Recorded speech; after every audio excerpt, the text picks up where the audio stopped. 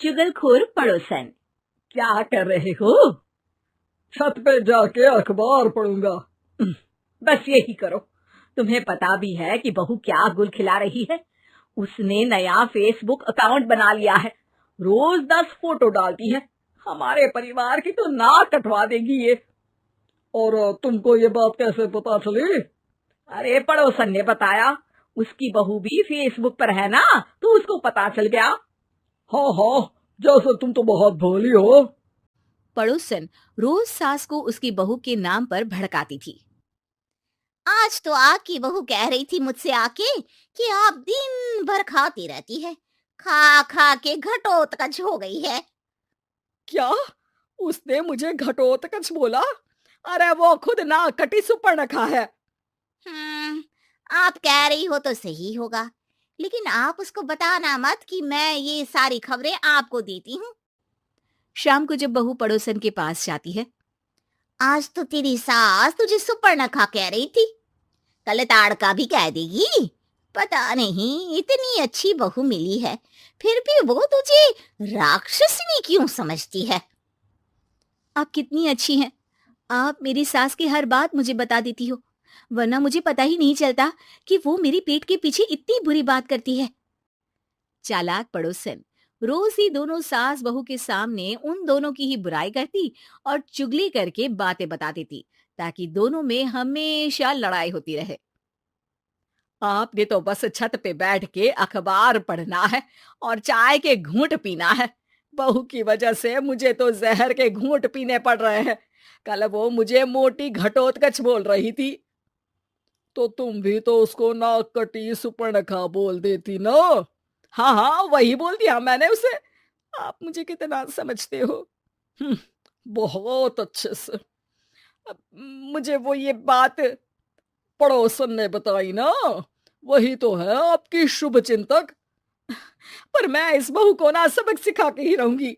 जरूर सिखाना चाहिए, पर आज तुम मेरे साथ शाम को छत पे बैठना, एक तरकीब बताऊंगा। बिल्कुल बिल्कुल, कितना ध्यान रखते हो जी आप मेरा। मैं ना सब ध्यान रखता हूँ। शाम को जब सास और ससुर छत पर बैठे होते हैं कि यहाँ खड़ी हो जाओ, यहाँ से ना तुमको पता चल जाएगा कि बहू की अगली चाल क्या है। अच्छा, कैसे? सवाल मत पूछो, जैसा कह रहा हूँ वैसा करो। थोड़ी देर में ही छत पे बहू की आवाज आने लगती है। मेरी सास लायक ही नहीं है। मुझे पता होता तो सास बहू की भी कुंडली मिलवा लेती पहले ही।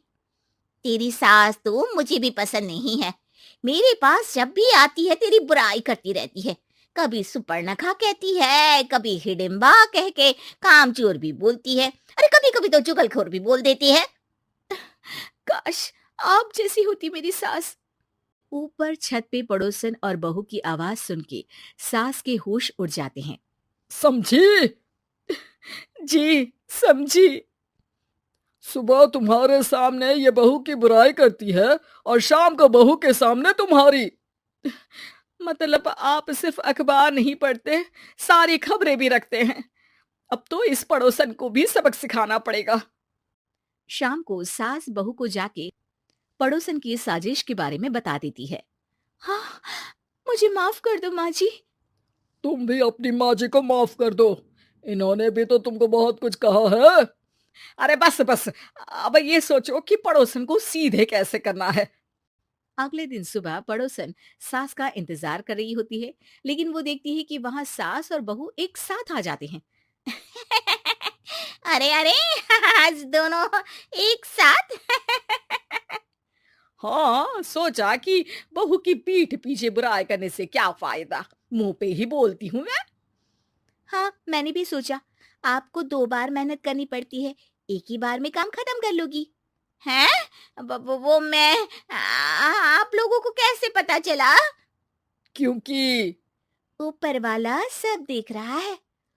पड़ोसन ऊपर देखती है, वहां ससुर खड़े होकर हंस रहे होते हैं। मतलब आप हमारी बातें सुन लेते थे? हाँ, सुन लेता था और मजे भी लेता था। आपको तो शकुनी होना चाहिए। क्या चाल खेली है आपने, एकदम सास बहू के सीरियल जैसी।